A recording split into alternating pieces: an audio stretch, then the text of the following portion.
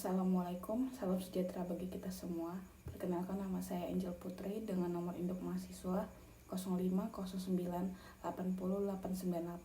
Pada video ketiga praktikum kali ini, saya akan melakukan praktikum transaksi dan data terdistribusi dengan mapel basis data. Dan pada praktikum kali ini, saya akan mengimplementasikan penggunaan perintah commit, rollback, dan juga save point. Commit ini berguna untuk pembaruan data, sedangkan rollback itu membatalkan pembaruan data, dan juga save point itu membatalkan pembaruan parsial, dan juga akan diikuti oleh pengimplementasian perintah trigger.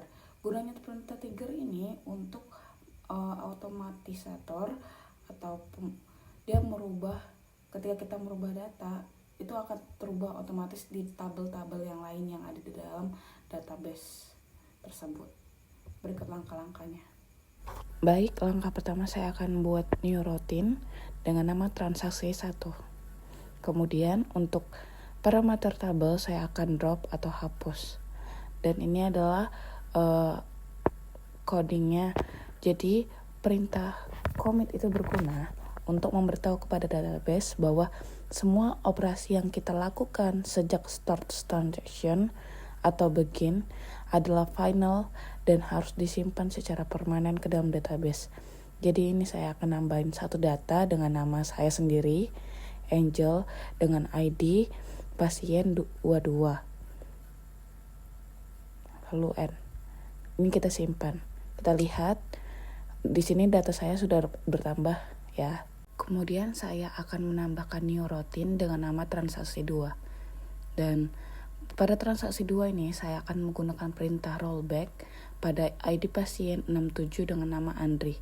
Rollback berguna untuk membatalkan semua perubahan yang terjadi dalam transaksi sebelum commit.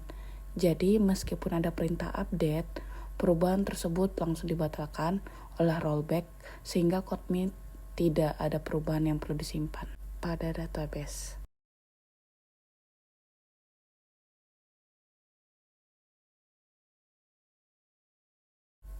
Di sini kita coba eksekusi, lihat, dan ya pada data Andri tidak ada perubahan.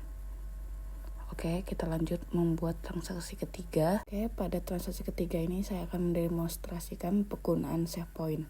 Di sini saya copy paste saja dari kode sebelumnya karena saya akan mengganti beberapa sintaks. Pada satu poin ini saya akan menambahkan data dengan ID pasien 23 dengan nama Dea. Pada baris kedua saya akan menambahkan data dengan nama Neneng dan ID pasiennya itu 24. Di sini saya akan mendemonstrasikan penggunaan ini ya, perintah rollback to save point. Artinya apa?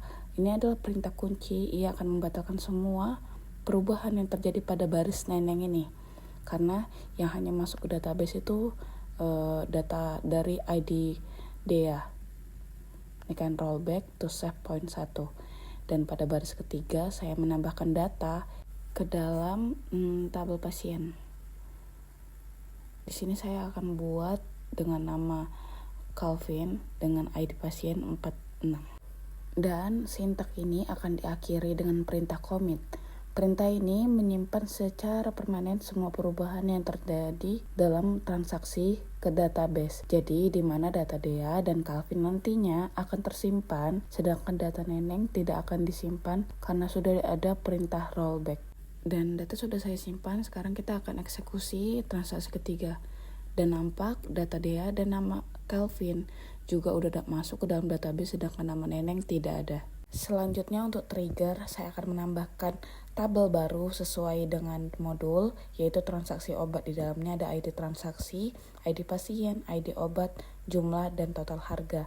Jangan lupa setting primary key dan auto incrementnya.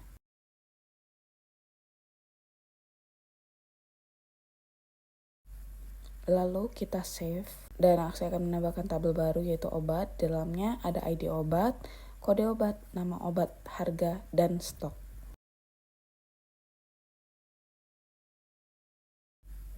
Lalu kita save, dan kemudian kita akan memberikan relasi dengan memberikan indeks terlebih dahulu pada setiap foreign key yang dibutuhkan pada tabel transaksi obat dan obat.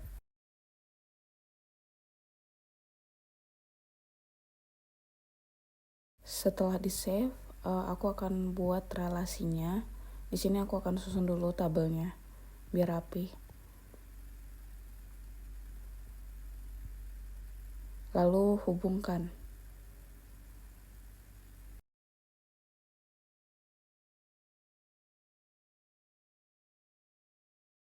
Setelah di save, kita pergi ke tabel obat, lalu aku akan menambahkan beberapa data sesuai yang ada di panduan.